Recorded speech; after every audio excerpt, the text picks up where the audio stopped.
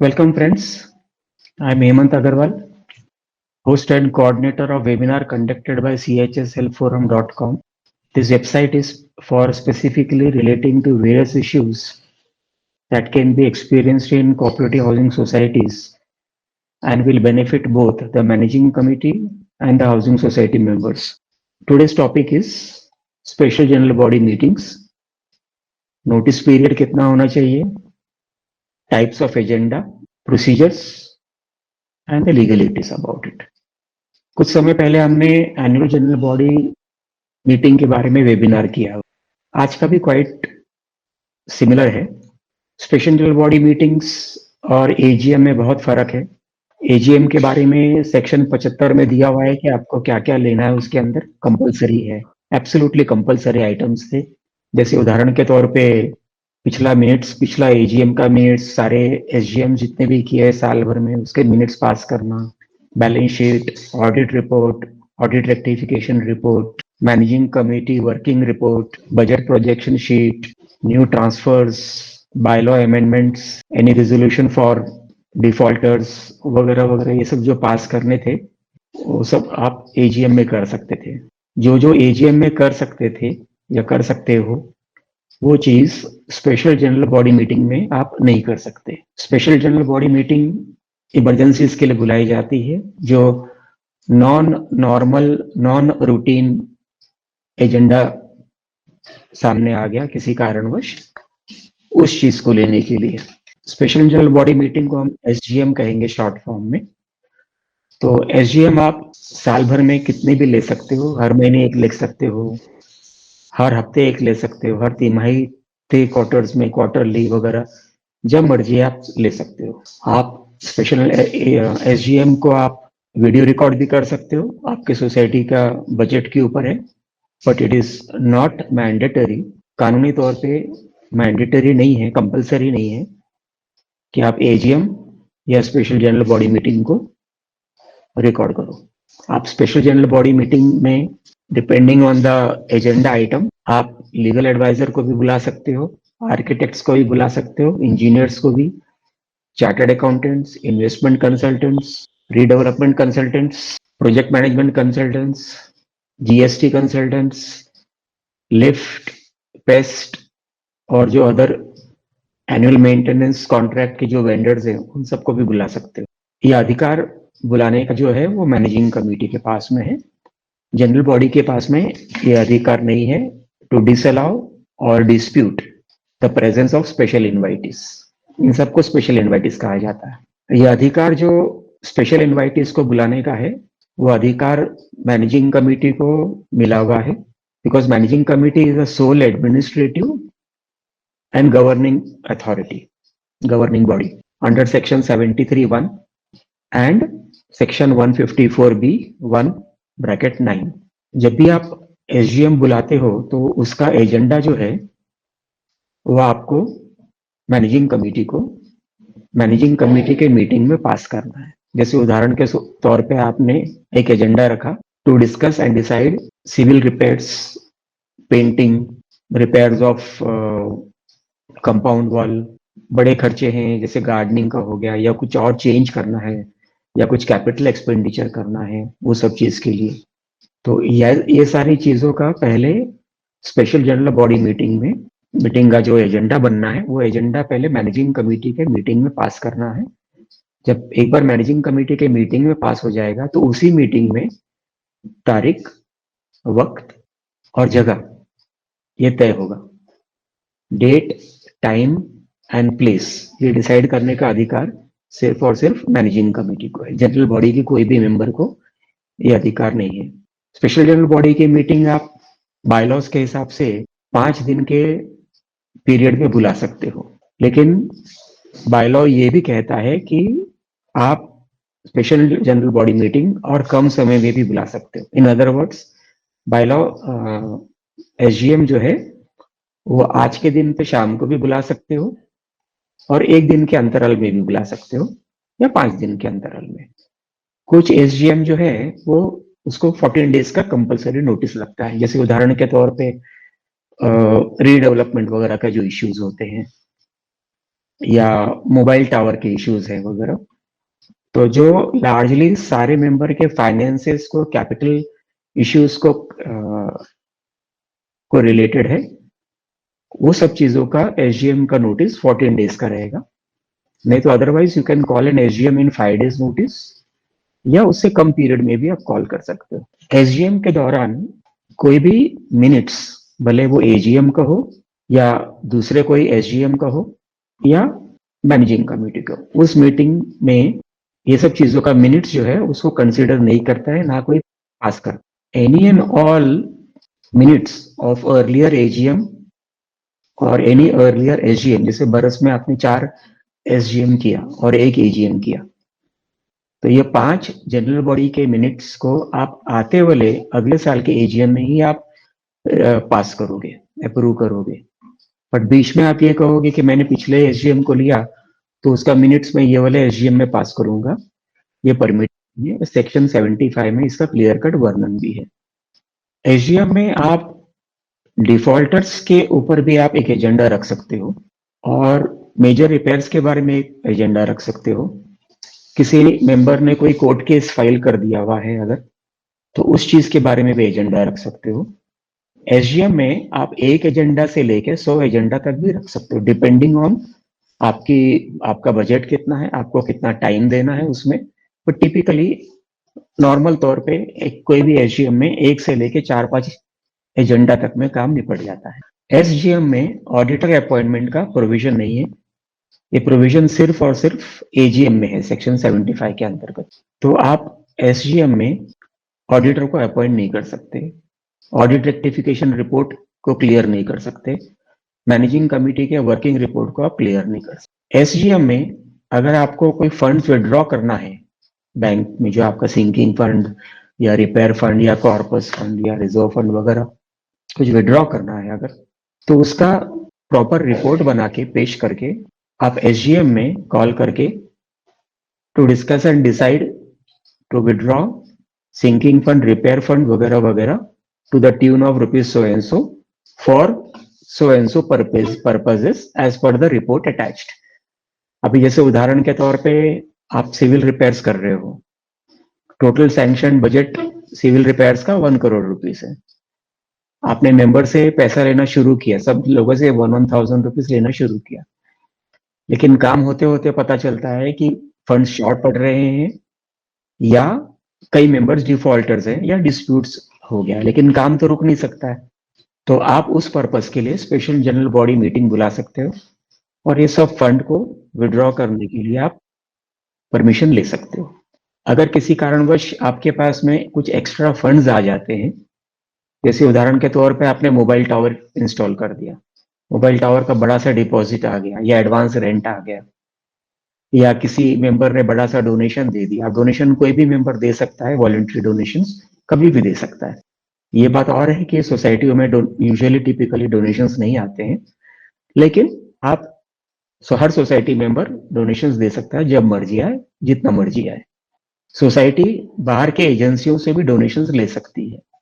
Society depending on the bylaws बाहर के दूसरे सोसाइटियों से डिपॉजिट्स भी ले सकती है। Depending on the bylaws and other procedures, society loan भी दे सकती है अपने खुद के मेंबरों को भी और दूसरे सोसाइटीज को भी, ये भी कानून में अवेलेबल है। एसजीएम में एक एजेंडा आप ऐसा भी रख सकते हो कि हमारे पास इतना इन्वेस्टमेंट पड़ा हुआ है, एक्सेस पेमेंट पड़े हुए, क्या हम ये इन्वेस्टमेंट कोई भी आरबीआई परमिटेड म्यूचुअल फंड्स या इक्विटी मार्केट्स या बॉन्ड्स या डिबेंचर वगैरह में इन्वेस्ट कर सकते हैं क्या, उसका भी हम प्रोसीजर करके एसजीएम में आप ले सकते हो। अगर ये इन्वेस्टमेंट्स बाहर करना है तो अगेन उसका प्रोजेक्ट रिपोर्ट बना के जनरल बॉडी के सामने पेश होता है, तब जाके फंड्स आप इन्वेस्ट कर सकते हो। मेंबरशिप ट्रांसफर का जो ट्रांसफर्स का है पूरे साल में कितना हुआ, ये आप एसजीएम में नहीं ले पाओगे, क्योंकि ये सेक्शन 75 में कवर्ड है, और सेक्शन 75 सिर्फ और सिर्फ जीएम के लिए है। तो आप नया मेंबरशिप ट्रांसफर्स आप नहीं ले पाओगे उसके अंदर। बायलॉ का अमेंडमेंट का जो है वो भी आप एसजीएम में नहीं ले पाओगे। हाउएवर, अगर डेप्यूटी रजिस्ट्रार की तरफ से कोई आपको ऑर्डर आता है कि आपका बायलॉज को अमेंड करो, तो आपको वो प्रोसीजर करके 14 डेज का एसजीएम का नोटिस निकाल के आपको वो बायलॉ अमेंडमेंट का करना है। लेकिन उसके लिए आपको डिप्यूटी रजिस्ट्रार यानी कोऑपरेटिव रजिस्ट्रार का ऑर्डर चाहिए होगा। मेंटेनेंस बिल्स अगर इंक्रीज करना है तो वो आप एसजीएम में कर भी सकते हो और नहीं भी कर सकते हो। Typically increase of maintenance bill जो है वो बजट प्रोजेक्शन शीट के ऊपर डिपेंड करता है। बजट प्रोजेक्शन शीट जो है वो एजीएम का कंपोनेंट है, एजीएम का हिस्सा है और सेक्शन 75 में कवर है। हाउएवर अगर आपने ऐसा पास कर दिया कि बजट प्रोजेक्शन शीट आपने पास कर दिया हुआ है और आज वक्त नहीं है मेंटेनेंस बिल को इंक्रीज करने के लिए, हम और कभी स्पेशल जनरल बॉडी बुलाएंगे, कंसिडर करेंगे और फिर इंक्रीज करेंगे, तो उसका ऑफशूट या सप्लीमेंट्री एजेंडा बोल के हम उसको एसजीएम में भी ले सकते हो। एसजीएम में अटेंड करने के लिए अथोराइज रिप्रेजेंटेटिव है, जैसे कोई कई फ्लैट्स होते हैं वो कोई कंपनी के नाम पे है या लीगल एंटिटी के नाम पे है या ट्रस्ट के नाम पे है या एनजीओ के नाम पे है। अगर उनको अटेंड करना है एसजीएम या एजीएम भी इवन, तो उनका बोर्ड का रेजोल्यूशन चाहिए होगा। हमने पिछले एजीएम में ऐसा बताया था कि फैमिली मेंबर्स, बोनाफाइड मेंबर्स के फैमिली मेंबर्स जो है, फैमिली मेंबर्स बायलॉ नंबर 326 में वर्णन दिया हुआ है, तो अगर वो चाहे तो आप उनको भी अटेंड करने के लिए अलाउ कर सकते हो, subject to permission of the chair and subject to provided to that they do not interfere in any manner in the general body meeting. They are just going to be what is called as gallery spectators. हमने last time भी बताया था कि parliament में भी gallery spectators का provision है। आप पार्लियामेंट में जाके लोकसभा वगैरह के प्रोसीडिंग्स आप गैलरी में बैठ के देख सकते। आप गूगल करेंगे तो इसका पूरा डिटेल्स भी मिल जाएगा। अभी एक मजेदार चीज ऐसा भी है कि स्पेशल जनरल बॉडी बुलाने का अधिकार मैनेजिंग कमेटी को भी है, मैनेजिंग कमेटी को है, लेकिन सेक्शन 76 यानी कि 76 में एक स्पेशल प्रोविजन दिया हुआ है कि जनरल बॉडी को भी स्पेशल जनरल बॉडी बुलाने का अधिकार है और उसके लिए जो चाहिए होगा रिक्विजिशन यानी रिक्वेस्ट लेटर, वो चाहिए होगा sign by at least 20%, not 20 members, 20% of the total members of the society.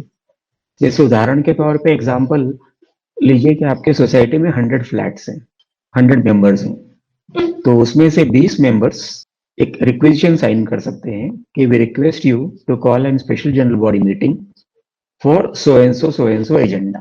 तो वो एजेंडा जो डिसाइड करता है वो 20 मेंबर डिसाइड करते हैं। तो मैनेजिंग कमेटी को ये एप्लीकेशन को कंसिडर करना कंपलसरी है सेक्शन 76(1) में, और अगर नहीं कंसिडर करती है, नहीं बुलाती है एसजीएम, तो सेक्शन 72 में वो 5 साल के लिए डीबार भी हो जाती है।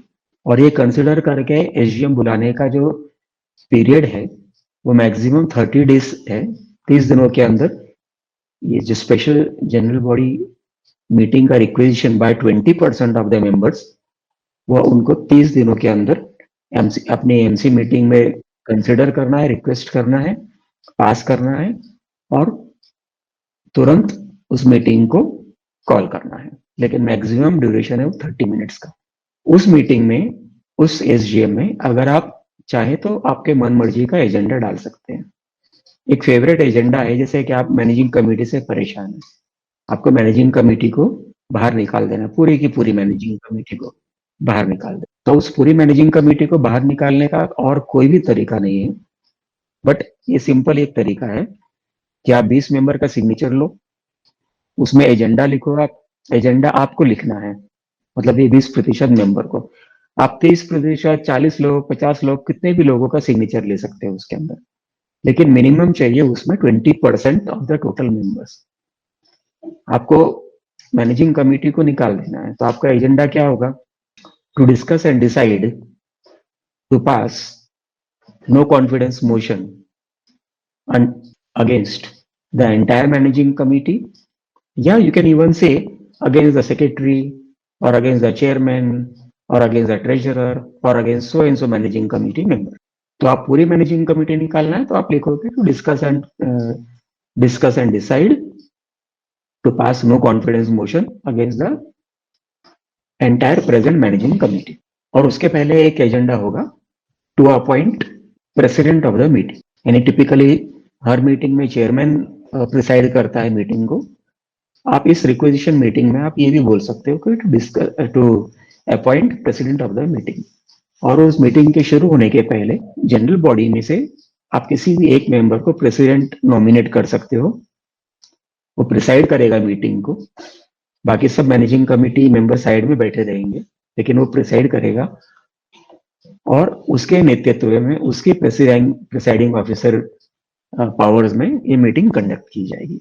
उसमें प्रेजेंट मैनेजिंग कमेटी को बोलने का कोई अधिकार नहीं है। और उस पर्टिकुलर एसजीएम में आपने जो जो एजेंडा रिक्वेजिशन में रिक्वेस्ट लेटर में डाला हुआ है वो इस पर डिस्कस होगा और वही फाइनल माना जाएगा।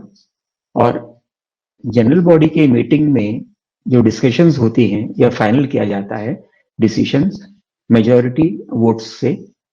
तो एक सेक्शन 72 है जिसमें लिखा हुआ है कि जनरल बॉडी का resolution will be final and supreme in the matter of all agenda in the notice. तो नोटिस में अगर आपने लिखा है कि 4 एजेंडा है तो वो 4 एजेंडा के ऊपर जनरल बॉडी का जो डिसीजन है वो सुप्रीम और फाइनल माना जाएगा। एजेंडा आइटम के बगैर जनरल बॉडी का कोई भी डिसीजन यूजलेस है और मान्य नहीं है। Only on the agenda the decision of the general body will be final and supreme and not anywhere else. बाकी सारे अधिकार मैनेजिंग कमेटी को दिए हुए। आप स्पेशल जनरल बॉडी मीटिंग में रीऑडिट का भी एप्लीकेशन पास कर सकते हो इसी रिक्वेजिशन के माध्यम से। जैसे फॉर एग्जांपल रीऑडिट करना है आपको, तो अगर अनिल बोलता है कि मुझे रीऑडिट करना, तो अनिल शर्मा को इंडिविजुअल एप्लीकेशन मूव करना होगा रीऑडिट के लिए, और उसको रीऑडिट का जो खर्चा होगा वो सिर्फ और सिर्फ अनिल शर्मा बेयर कर। लेकिन अगर सोसाइटी के माध्यम से रीऑडिट करना है तो ये आप एसजीएम में रिक्वेजिशन एसजीएम में रिक्वेस्ट लेटर के माध्यम से एजीएम में आप ये एजेंडा डाल सकते हो कि to discuss and decide to conduct reaudit under section 81 for the last 5 years at the expense of the society. आप ये भी पास करा सकते हो उसके अंदर। अगर ऐसा पास हुआ है तो सोसाइटी के एप्लीकेशन के बेस पे रीऑडिट होगा। अगर आपने अकाउंट्स पास भी कर भी दिया पहले तो भी आप रीऑडिट सोसाइटी का करा सकते हो। आई जस्ट रिपीट कि पिछले 5 साल का बैलेंस शीट अगर आपने पास कर दिया है हर जनरल बॉडी मीटिंग्स में तो भी सेम बैलेंस शीट को आप रीऑडिट करवा सकते हो, बट लिमिट है 5 साल तक का अंडर 81 सेक्शन 81 के पैरामीटर्स के अंडर में। तो आप ये भी एक एजेंडा ले सकते हो एसजीएम में। जैसे मैंने पहले बताया आपको कि आप एसजीएम को वीडियो रिकॉर्ड भी कर सकते हो, आपके बजट परमिट करता है तो। पर ये जरूरी नहीं है कि it is compulsory to record. कोई मेंबर बोलेगा कि कंपल्सरी रिकॉर्ड करना, ऐसा अभी तक एमसीएस एक्ट ये रूल्स में ऐसा कोई कानून नहीं बना हुआ है। एसजीएम में जनरल बॉडी के पास अधिकार ये रहेगा मीटिंग के दौरान कि जो प्रेजेंट चेयरमैन है सोसाइटी का, इलेक्टेड जो चेयरमैन है अपॉइंटेड, उसको अब हटा के जनरल बॉडी के किसी भी एक मेंबर को आप प्रेसिडेंट फॉर द एसजीएम आप चुन सकते हो और उसके लिए मेजोरिटी का वोट लगेगा। जैसे उदाहरण के तौर पे 100 मेंबर ने अटेंड किया और 100 मेंबर का सिंपल मेजोरिटी है 51 मेंबर्स, और 51 मेंबर्स ने ये डिसाइड किया कि हमको ये वाला चेयरमैन जो है वो प्रिसाइडिंग ऑफिसर नहीं चाहिए, हमारे बीच में से ही अनिल भाई को प्रेसिडेंट ऑफ द मीटिंग बनाना है, और उसको 51% लोगों ने वोट कर दिया। तो अनिल भाई को प्रिसाइड करने का अधिकार मिल जाता है, चेयरमैन को साइड में बैठना पड़ेगा और वो जो प्रिसाइडिंग ऑफिसर जो बनता है अनिल भाई, he will be conducting the meeting, he will be signing the minutes of that particular meeting, he will be endorsing it, not signing it. Managing committee ये नहीं बोल सकती है कि ये एजेंडा मैनेजिंग कमेटी के विरुद्ध में है। जैसे मैंने पहले बताया कि अगर आपको एक agenda special general body meeting में ये पास करना है कि we do not have confidence in the present managing committee, अगर आपको ये एजेंडा पास करना तो मैनेजिंग कमेटी ये नहीं बोल सकती कि हमारे विरुद्ध में है, इसके लिए हम ये एजेंडा पे डिस्कशन नहीं करेंगे। अगर वो डिस्कशन नहीं करते हैं या मीटिंग नहीं कॉल करते हैं तो सेक्शन 76(2) के अंदर में उनको 5 साल का डिबारमेंट यानी हकाला का प्रोविजन दिया हुआ है। जो भी आप रेजोल्यूशन पास करोगे जनरल बॉडी मीटिंग्स में, भले वो एजीएम हो या एसजीएम हो, every agenda will be proposed and seconded by one of the attendee general body members. अगर वो यूनानिमसली पास हुआ है तो वैसा लिखेंगे आप, proposed by Anil, seconded by Sunil, passed unanimously, or you will be writing proposed by so and so, seconded by so and so, passed with majority vote। और अगर कोई ऑब्जेक्ट करता है तो वहां पे लिखोगे आप नीचे objected by mister so and so, so and so, so and so, but it has to be passed with majority vote. If it is not passed by majority vote, then that agenda will fail. Hence, you will have to write over there that the agenda has failed because of negative voting. SGM में भी आप हाथ उठा के voting का provision कर सकते हो with the permission of the presiding officer. आपके जो भी रेजोल्यूशंस आप लिखोगे, ये ध्यान रहे कि वो एक लीगल प्रोसीडिंग्स है। जैसे कोर्ट में कैसे लीगल प्रोसीडिंग होती है, सेम टू सेम प्रोसीडिंग आपके जनरल बॉडी मीटिंग्स में भी होती है। तो आपको जो रेजोल्यूशन होना चाहिए वो एकदम शॉर्ट होना चाहिए, it must be very very concise, और इंडिविजुअल मेंबर्स के कमेंट वगैरह उसमें नोट नहीं होने चाहिए। इंडिविजुअल मेंबर बोलता है ऐसा होना चाहिए, वैसा होना चाहिए, उसके ओपिनियंस होंगे, उसके आर्ग्यूमेंट्स वगैरह होंगे, वो सब नोट करने की जरूरत नहीं होती। वो आपका एजेंडा भी नहीं होता है और वो नोट भी नहीं करना है। अगर आप करते हो और कभी मैटर कोऑपरेटिव कोर्ट जाता है या और कोई कोर्ट जाता है, कंज्यूमर कोर्ट जाता है, तो ये सब प्रूव करना आपको डिफिकल्ट हो जाएगा। जब मैटर कोर्ट में जाता है तो कोर्ट देखेगी कि किसने प्रपोज किया था या नहीं किया था इस एजेंडा को, किसने सेकंड किया था कि नहीं किया था, और ये एक्चुअली पास हुआ या नहीं हुआ है। कई सोसाइटी में लिखते हैं resolution is carried out by so and so, proposer का नाम नहीं है, सेकेंडर का नाम नहीं है, वो गैर कानूनी है, कोर्ट के नजरिए से वो एडमिटेबल नहीं है, और वो वाले एजेंडा को स्ट्राइक आउट कर दिया जाता है। एजीएम का मिनट्स जो है वो भी एजीएम के तरह आपको मैक्सिमम 90 दिनों के अंदर रबर स्टैम्प लगा के सर्टिफाइड कॉपी मिनट्स की आपको हर मेंबर को बांटना है। और अगर आपने वीडियो रिकॉर्डिंग किया हुआ है तो मेंबर के रिक्वेस्ट से आप उसकी एक कॉपी मेंबर को देना है। हर जनरल बॉडी मीटिंग में डिफॉल्टर जो है उसको वहां पे पार्टिसिपेट करना यानी भाग लेने का अधिकार है। आप ये नहीं बोल सकते हो कि आप डिफॉल्टर हो तो आप एजीएम में आप आ नहीं सकते हो, या प्रपोज नहीं कर सकते हो, या सेकंड नहीं कर सकते हो। Special general body meeting is not an emergency general body meeting.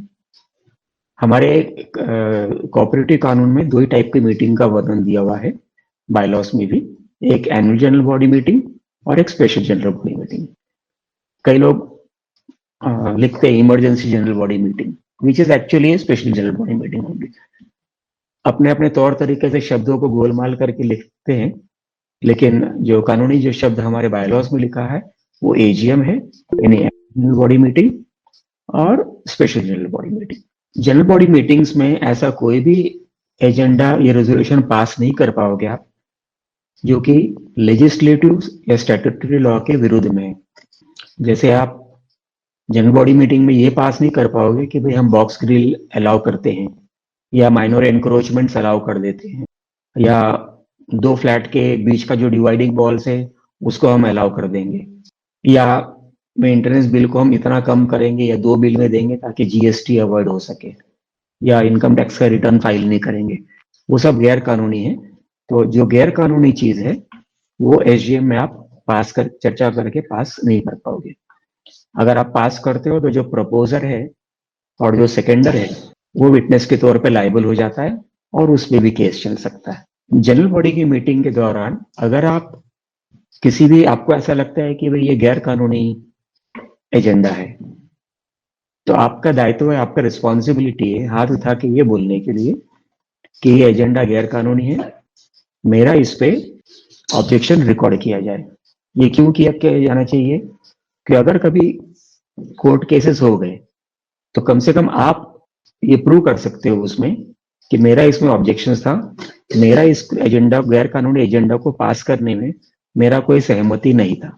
Her general body meeting में जो प्रिसाइडिंग ऑफिसर होता है, या तो चेयरमैन हो सकता है आपके सोसाइटी का, या तो जनरल बॉडी में से किसी भी एक आदमी को नॉमिनेट करके प्रिसाइडिंग ऑफिसर बना दिया जा सकता है। प्रिसाइडिंग ऑफिसर के पास में ये अधिकार है कि अगर कोई मेंबर न्यूसेंस कर रहा है या शोर कर रहा है या मीटिंग को डिस्टर्ब कर रहा है, तो चेयरमैन मीटिंग को या तो एडजर्न कर सकता है 5 मिनट के लिए, 10 मिनट के लिए, या सीनेट है या 30 दिनों के लिए, या परमानेंटली एडजर्न कर सकता है उस मीटिंग को। तो मीटिंग में से न्यूसेंस फैलाने वाले को, गाली गलौज देने वाले को, एब्यूजिंग करने वाले को हटाने का अधिकार जो है वो प्रिसाइडिंग ऑफिसर को है, और उसको वो एक्सरसाइज करना जरूरी है। तो जो प्रिसाइडिंग ऑफिसर है वो मीटिंग को एडजर्न करने का भी पावर रखता है, और डिस्टर्बिंग मेंबर को हटाने का भी पावर रखता है, और व्यूइंग गैलरी में जिस किसी को भी बैठना है उसको भी बैठने का अलाउ कर सकता है, प्रोवाइडेड जो व्यूइंग गैलरी में बैठा हुआ है, स्पेक्टेटर गैलरी जिसको बोल सकते हैं, उसमें से कोई भी डिस्टर्बेंस ना करे। कई बार प्रश्न ये उठता है कि general body meeting power of attorney holder accept कर सकता है क्या? यस, कर सकता है। पावर ऑफ अटॉर्नी होल्डर आप तब दोगे किसी को जब आप, मानो उदाहरण के तौर पे आप सिंगल फ्लैट होल्डर हो या जॉइंट भी हो या कोई भी हो, लेकिन आप वहां पे अवेलेबल नहीं हो, आप अब्रॉड हो, दुबई गए हो या कहीं पर भी गए हो, तो आप एक रजिस्टर्ड पावर ऑफ अटॉर्नी उस अनिल भाई के नाम पे दे सकते हो। अनिल भाई वो पावर ऑफ अटॉर्नी सोसाइटी के चेयरमैन या सेक्रेटरी को देगा, बोलो मैं, मेरे पास पावर ऑफ अटॉर्नी है, मेरे को general body member general body attend करने का अधिकार दिया हुआ है। चेयरमैन सेक्रेटरी बोलेगा कि नहीं नहीं, बायलॉज में लिखा है कि प्रॉक्सी अलाउड नहीं है अटेंड करने के लिए।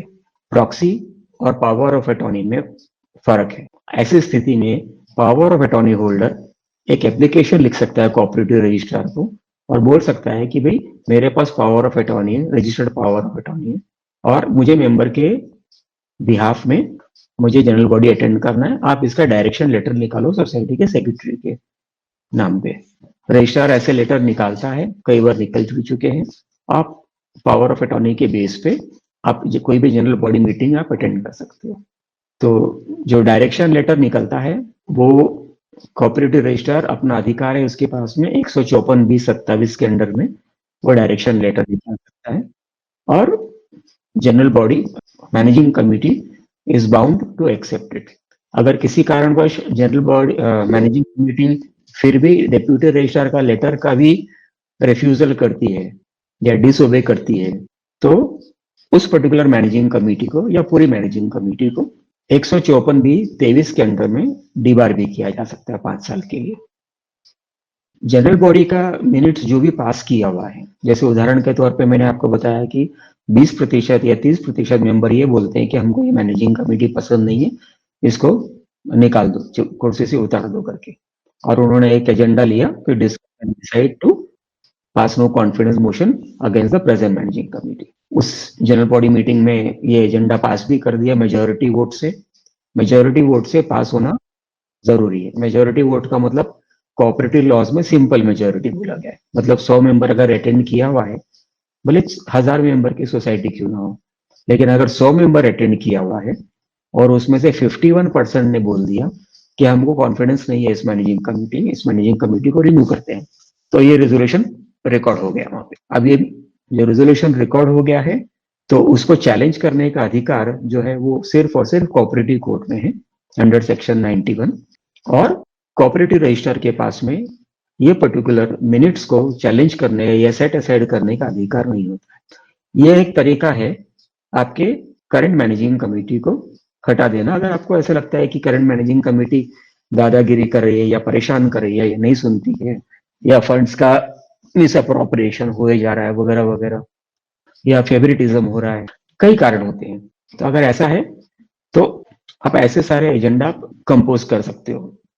रजिस्ट्रार को अधिकार नहीं है ऐसे कोई भी एजेंडा और रिजोल्यूशन को सेट असाइड करने का, ये सिर्फ कोऑपरेटिव कोर्ट के बायलॉज के हिसाब से जनरल बॉडी में कोई भी रेजोल्यूशन जो पास किया हुआ है वो 6 महीने तक उसको रिवोक नहीं कर सकते, लेकिन ये बायलॉज का कंपोनेंट है। हाउएवर सेक्शन 76 ये बोलता है कि कोई भी एजेंडा 20% लोगों के सिग्नेचर में आता है अगर, तो उसको कंडक्ट करना जरूरी है वो एसजीएम को, और उसमें जो डिसीजन पास किया हुआ है सेक्शन 72 मतलब जनरल बॉडी सुप्रीम पावर, उसके अंदर अगर पास हुआ है तो वो पर्टिकुलर जनरल बॉडी रेजोल्यूशन जो 6 महीने तक रिवोक नहीं किया जा सकता था, ऐसे वाले माध्यम से रिक्वेजिशन एजीएम लेके एसजीएम लेके आप इसको रिवोक कर सकते हो।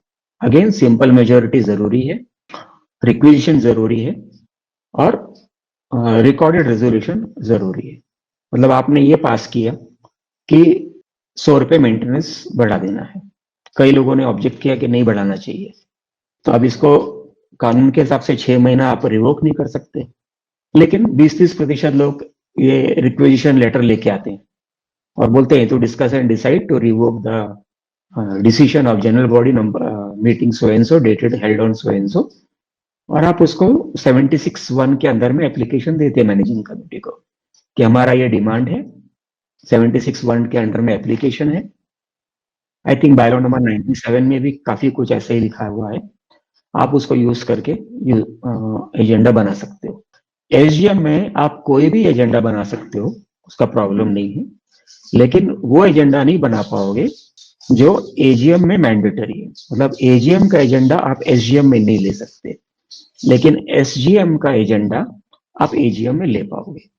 तो इस तरह पुराना जनरल बॉडी का जो रेजोल्यूशन है that can be also revoked using section 76 read with 72 even before 6 months of the earlier GB resolution.